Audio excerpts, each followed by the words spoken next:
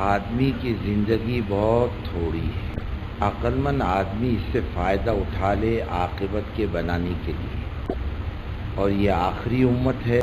اب اس کے بعد کوئی دوسری امت نہیں آئے گی، نئی شریعت نہیں آئے گی، نئی کتاب نہیں آئے گی۔ یہ امت آخری ہے اور عمر بھی بہت تھوڑی ہے اس کی۔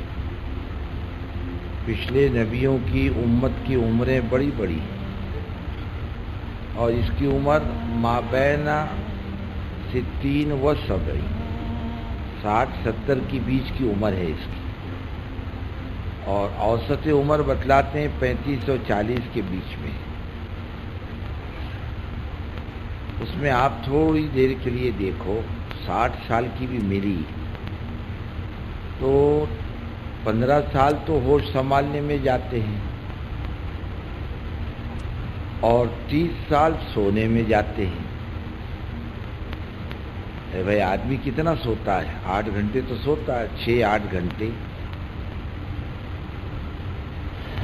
ایک حصہ تو چلا گیا سمجھداری کے آنے میں اور 2 حصے چلے گئے سونے میں۔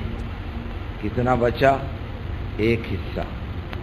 اب اس میں شادی بیاہ ہے، کمانا ہے، خرچ ہے، پھر اعمال کی تیاری بھی ہے۔ تو اس کو ملا کیا؟ کمائی کا وقت بہت تھوڑا، لیکن کام ملا سارے عالم کا، اور اس کا ثواب بھی پچھلے نبیوں کی امت کے نیکیوں سے زیادہ ملا۔ ایک آدمی دن بھر مزدوری کرتا ہے،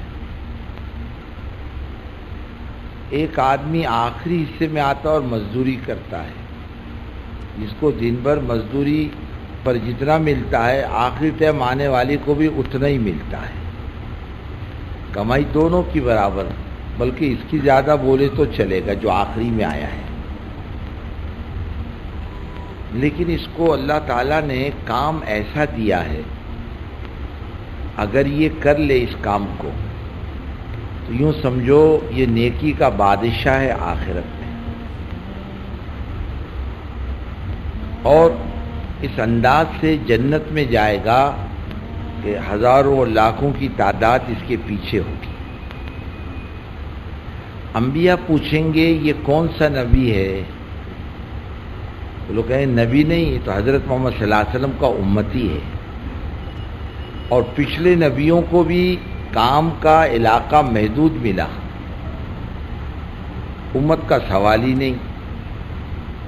اور بعض نبیوں کو ایک ہی خاندان کی نبوت ملی، اور بعض نبیوں کو یعنی تعداد کے اندر کام کرنے کی اجازت ملی۔ وَأَرْسَلْنَاهُ إِلَىٰ مِائَةِ أَلْفٍ أَوْ يَزِيدُ، یعنی 1 لاکھ کم بیش حضرت یونس کو ہم نے ایسے انسانوں پر نبی بنا کر بھیجا،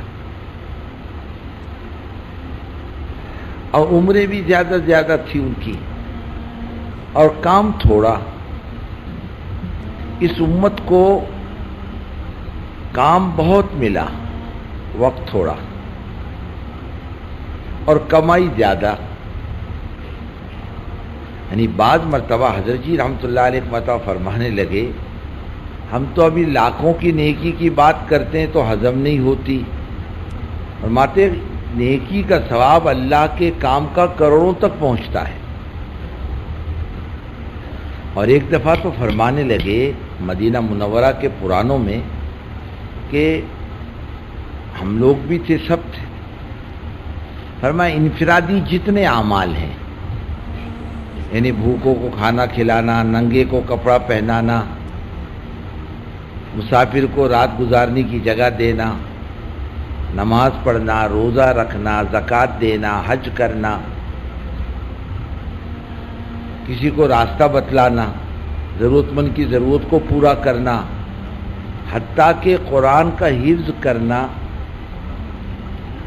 اس کی بھی نیکی کی حدیں اللہ نے بتلا دی، یہ ملے گا۔ لیکن فرمایا جو اللہ کے دین کا کام کرتا ہو اس کو اللہ کیا دے گا، اس کی نیکی کی حدیں نہیں بتلائی، فرمایا کہ اس کا کوئی حساب ہی نہیں، اگر اس کی نیکی کا پتہ چل جائے تو دنیا میں تحمل نہیں، مر جائے گا خوشی سے، خوشی سے مر جائے گا۔ اللہ اتنا بے حساب دیں گے، کیوں کھڑا ہے؟ کیا مقصد کھڑا ہونے کا؟ اللہ کا دین پورا اور پوری دنیا میں اللہ زندہ کر دے، عزائم اس کے یہ ہیں، تو اللہ کیا دیں گے اس کا کوئی حد و حساب ہے؟ ایک لفظ سبحان اللہ کی نیکی کی گنتی نہیں کر سکتا لفظ سبحان اللہ۔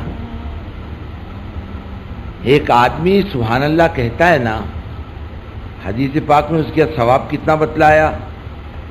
1 ارب غلام آزاد کرنا۔ 1 ارب غلام کی قیمت کیا؟ کا 48,000 درہم، اور 1 درہم پاؤ تولہ چاندی۔ تو بتاؤ کتنا تولہ چاندی ہو گئی؟ 12,000 تولہ۔ 1 تولے کا بھاؤ کیا ہے دنیا میں اس وقت؟ 1 تولہ چاندی خریدنے جاؤ گے تو کتنے پیسے دینے پڑیں گے؟ ارے بولو نا، کتنے؟ نہیں